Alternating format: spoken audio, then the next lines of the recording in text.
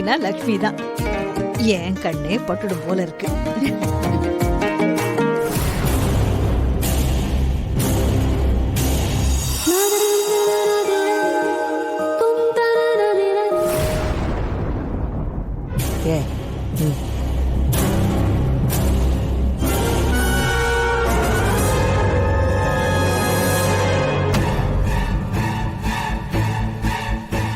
என்னத்த எதுக்கு மூஞ்சி தூக்கி வச்சுட்டு நின்னுட்டு இருக்க? என் மகன் குட்டி பாவம் அத்த. அவனை என்ன கொடுமையா பண்றோம்? ஒரு வீட்ல கொண்டு போய் தனியா வச்சிருக்கிறோம், அவ்வளவுதானே. அடியே, அவன் எனக்கும் பேரன்தான். அவன் மேல எனக்கும் பாசம் இருக்கு. வேற வழி இல்ல. அவன் இங்க வந்தானா காரியத்தையே கெடுத்துருவான். இதெல்லாம் நாளைக்கு காலையில 10 மணி வரைக்கும் தான். கஜேந்திரன் அவ கழுத்துல தாலியை கட்டிட்டான்னா எல்லாம் சரியா போயிடும். புரியுதா? போ.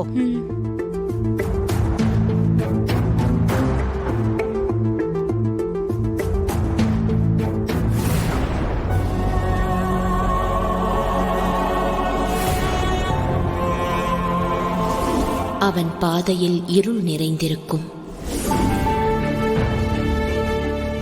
இவன் முகமே சரியில்லையே. ஏதாவது டவுட் வந்துருச்சா?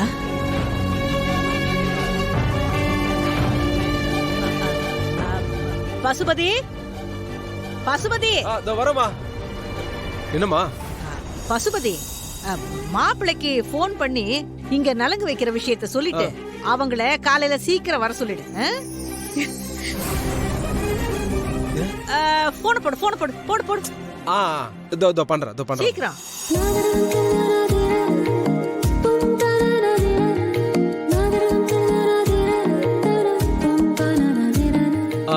மாப்ள, இங்க லக்ஷ்மிக்கு வீட்ல நலங்கு வச்சிருக்கோம். ஆமாமா, தெரிஞ்சவங்க சொந்தக்காரங்க எல்லாருமே வந்திருக்காங்க. நீங்களும் அம்மாவும் கூட வந்திருக்கலாம். அது ஒண்ணுதான் குறை. லக்ஷ்மி தான் நீங்க வருவீங்கன்னு ரொம்ப ஆசையா இருந்துச்சு. உங்களுக்கு அங்க சீர் சம்பிரதாயம் எல்லாம் நிறைய இருக்கும்ல, நீங்களும் அதை பார்த்து தானே ஆகணும். ஓ அப்படிங்களா? அட அப்புறம் எப்படி வர முடியும்? மாப்பிள்ளைக்கு அங்க நலங்கு நடக்குதா, அதனால அவங்க யாராலையும் வர முடியலையா. இல்லன்னா வந்திருப்போன்னு சொல்றாங்க. மாப்பிள்ளை தான் பேசுறாரு. என்ன லட்சுமி, நீ பேசுறியா? இந்த பேசு. இல்ல பரவாயில்லண்ணா, நீங்களே பேசிக்கோங்க. மாப்பிள்ள, லக்ஷ்மி வெக்கப்படுது. ஏன்னா இன்னைக்கு ஒரு ராத்திரி தானே. சரி சரி, நீங்க நாளைக்கு நேரத்தோட சீக்கிரமா கோயிலுக்கு வந்துருங்க. அப்ப நான் வச்சிடறேன் மாப்பிள்ள.